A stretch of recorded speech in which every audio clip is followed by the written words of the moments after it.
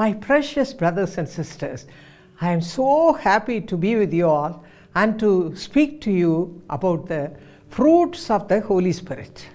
मेरे प्रिय भाई और बहनों, आप सब से मिल करके मुझे बड़ी खुशी हो रही है और मैं पवित्र आत्मा के दान के बारे में आपसे बात करने जा रही हूँ। Peace is very much needed in everybody's life. हर एक के जीवन में शांति की बड़ी आवश्यकता है।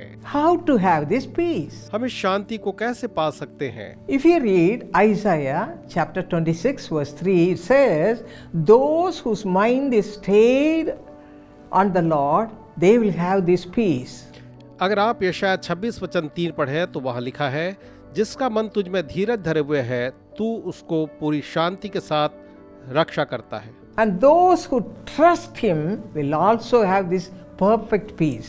और जो उस पर पूरा भरोसा रखते हैं वे भी उस शांति को पाएंगे। How we can receive this peace? तो हम इस शांति को कैसे पा सकते हैं? If you read Psalm 29 verse 11, it says, the Lord will bless his people with peace. अगर आप भजन संहिता 29 वचन 11 को पढ़ें तो लिखा है, परमेश्वर अपनी प्रजा को शांति की आशीष देगा। When we accept Jesus as our Savior and we become closer to him, automatically the peace that passeth all understanding will fill our hearts. जब हम यीशु को अपना उद्धारकर्ता ग्रहण करते और उसको अपने जीवन में स्थान देते हैं तो परमेश्वर की शांति जो समझ से परे है हमारे हृदयों में आ जाती है। See, Titus 2:14 says, Jesus gave himself as a sacrifice for us on the cross and redeemed us from every lawless deed and purified us and made us his own people, zealous for good work. तीतुस 2 और उसका वचन 14 जो है कहता है, जिसने अपने आप को हमारे लिए दे दिया कि हमें हर प्रकार के अधर्म से छुड़ा ले और शुद्ध करके अपने लिए एक ऐसी जाति बना ले जो भले भले कार्यों में सरगर्म हो। This is the only way to receive God's peace, God-given peace.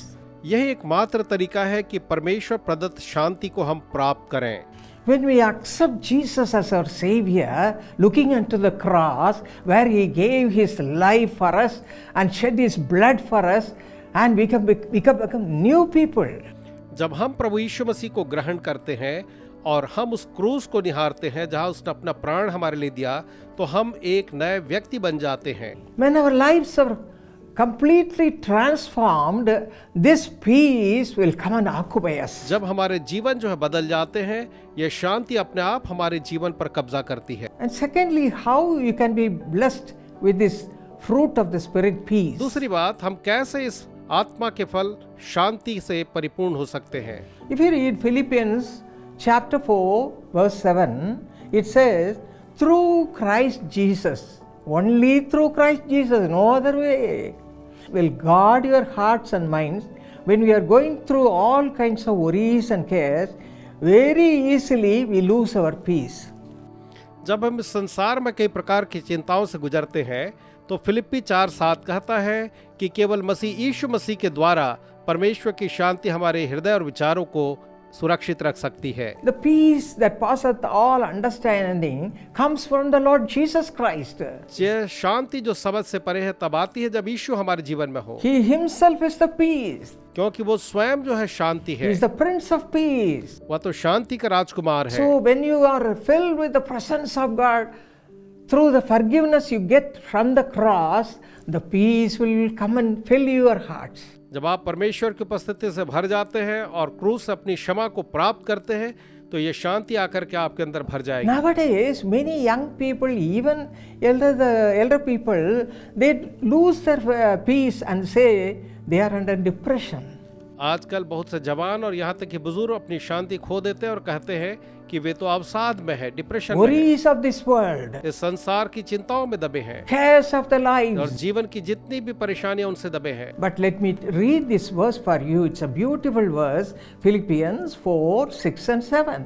मैं आपको एक सुंदर वचन दूंगा जो पाया जाता है फिलिप्पी 4 वचन 6 और 7 में। Be anxious for nothing. वो कहता है किसी भी बात की चिंता मत करो। Instead of looking into the problems and anxieties of our lives all the time, look to Jesus who can deliver you from all the problems, all the depression, all the cares of the world through his marvelous peace. इस संसार की जितनी भी चिंताएं, परेशानियां और अवसाद हैं, उनको देखने के बदले जब हम यीशु को देखेंगे तो वो अपनी शांति से हमें भरेंगे। That's why the word of God says in Psalm 121 verses 1 and 2, always look to the hills from where the help comes. इसलिए भजन संहिता 121 वचन 1 और 2 में वो कहता है, मैं अपनी आंखें पर्वतों की लगाऊंगा, मेरी सहायता कहां से आएगी। What is that hill? That is Jesus Christ. ये पर्वत कौन है? ये तो यीशु मसीह है। 1 Peter chapter 5 verse 7 says, cast all your care upon him, for he cares for you. पहला पत्रस 5:7 कहता, अपनी सारी चिंता उसी पर डाल दो, क्योंकि वो तुम्हारी चिंता करता है। How I receive this divine peace in my life? That may be your question too. I would like to answer that also. हो सकता आपका प्रश्न हो, मैं अपने जीवन में शांति को कैसे पा सकता हूँ, मैं उसका उत्तर दूंगी। As we read in the Bible, when we go through the path of following Jesus, we have to face many temptations and tribulations. जब हम प्रभु यीशु मसीह के पीछे चलते हैं तो इस संसार में इस वचन के अनुसार हमारे जीवन में नाना प्रकार की परीक्षाएं आती हैं। I have walked through the valley of death many times. मैंने एक बार मृत्यु की अंधकार की वादी से होकर गुजरी हूँ। When I got married, I lost 2 children. जब मेरा विवाह तो मैंने अपने 2 बच्चे खोए। One was miscarriage.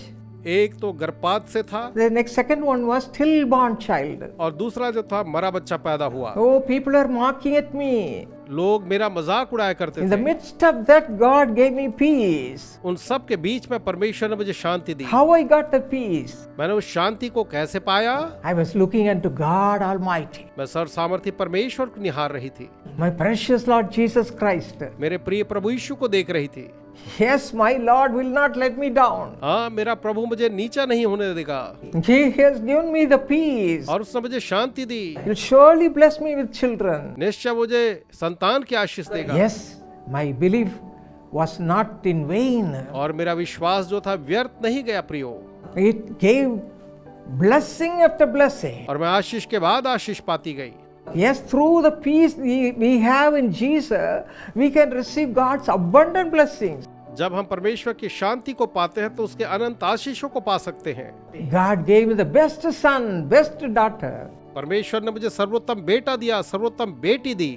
Those who are mocking at me were wondering how this has happened to this girl. जो मेरा मजाक उड़ाते थे सोचने लगे इस लड़की के साथ ऐसे कैसे हो गया। Yes, because of the peace of God, your life will be blessed in a beautiful way.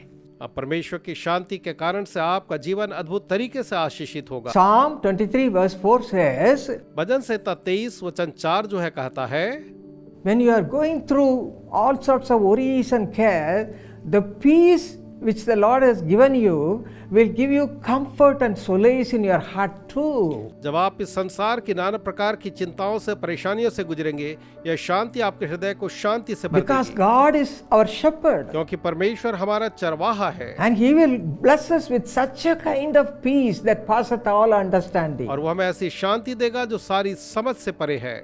Even today, my precious brothers and sisters, if you say you don't have peace, young people, if you have lost all your peace, come to Jesus. आज भी मेरे प्रिय भाई और बहनों और जवानों, अगर आपने अपनी शांति को खो दिया है तो आप यीशु के पास आए। As David says, you also have him as your shepherd. जैसा दाऊद कहता, आप भी कहें कि तू मेरा चरवाहा है, He will never let you down. तो मुझे कभी भी नीचा न होने देगा। Hallelujah. Hallelujah. What a good God we have. हमारे पास कैसा भला परमेश्वर है। And the next one is very marvelous one. और अगली जो बात है वो तो बहुत ही अद्भुत है। If you read James 3:18, अगर आप याकूब 3:18 पढ़ेंगे, it says, the fruit of righteousness is sown in peace by those who make peace. तो यहाँ लिखा है, मिलाप करने वालों के लिए धार्मिकता का फल मेल मिलाप के साथ बोया जाता है। Those who have righteous life will have peace. जिनका जीवन धार्मिकता का है वो शांति पाएंगे। Righteous life is liked by the Lord. और प्रभु जो है धार्मिक जीवन पसंद करता है। His people should walk in righteousness. That's what Jesus loves to see in his people. प्रभु यीशु मसीह को अच्छा लगता है जब वो अपने लोगों को धार्मिकता में चलता हुआ देखता है। And Hebrews 12:14 says, इब्रानी 12:14 कहते हैं, pursue peace with all people and holiness, without which no one will see the Lord. सबसे मेल मिलाप रखना और पवित्रता के खोजी हो, जिसके बिना कोई प्रभु को कदापि न देखेगा।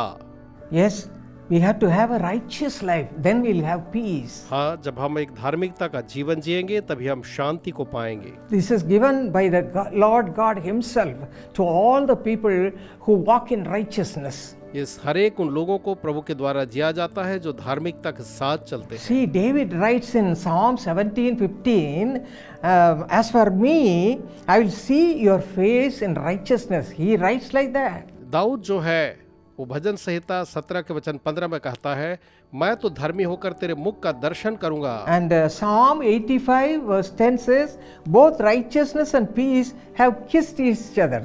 They are so close to each other, righteousness and peace. और भजन संहिता 85 वचन 10 कहता है, करुणा और सच्चाई आपस में मिल गई हैं, धर्म और मेल ने आपस में चुंबन किया है। John 14:27 we read like this, that the word of God says, the Lord Jesus says, I leave with you my peace. यूहन्ना 14:27 में हम देखते हैं प्रभु यीशु मसीह कहते हैं, मैं तुम्हें अपनी शांति दिए जाता हूँ। When you have this peace with righteousness at home, it will be a sweet home. जब आपके घर में धार्मिकता और शांति हो, वो घर तो बहुत ही खूबसूरत घर होगा। Even when the devil brings lot of problems and difficulties, when you have this peace that passeth all understanding, the fruit of the Spirit, you can go through that and win Satan and crush him down by the power of God.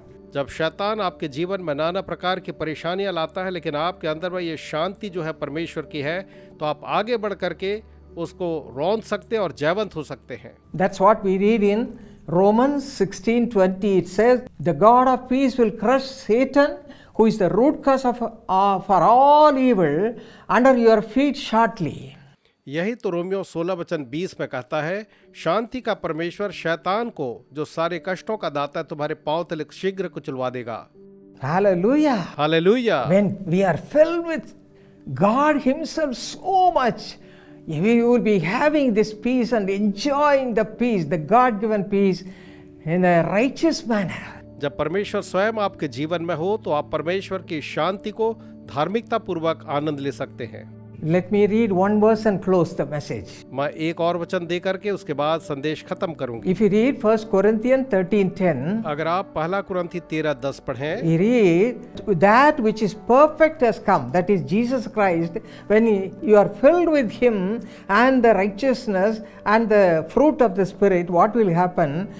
Then that which is in part in your life will be done away. यहाँ लिखा है, परंतु जब सर्वसिद्ध आएगा अर्थात प्रभु यीशु मसीह, तो जो कि सारी असिद्धता है उन सारी चीजों को अर्थात जो अधूरा है उन सबको मिटा देगा। So my friends, have Jesus with you all the time. इसलिए मेरे मित्र, हमेशा अपने अंदर में आप यीशु को थामे रखें। Don't go to negative things and looking into that all the time. आप हमेशा नकारात्मक चीजों को ही मत देखते रहिए यहाँ वहाँ, But have the practice of looking into Jesus on the cross. He has given you that peace. When you look at him, you'll be filled with the divine peace all the time. लेकिन आप उस क्रूसित यीशु मसीह को जो आपको शांति देता है देखते रहें, तब आप उसकी ईश्वरीय शांति को प्राप्त करेंगे। When you are filled with this peace, you will be able to supply this peace to all the others. जब आपके अंदर में ये शांति होगी तो आप यही शांति औरों को भी दे पाएंगे। God's peace will be there. और परमेश्वर की शांति वहाँ होगी। And all the people around you will feel the same blessings. और आपके चारों तरफ जो लोग हैं वे भी उन्हीं आशीषों को महसूस करेंगे। At all times you can have this peace and enjoy God's presence.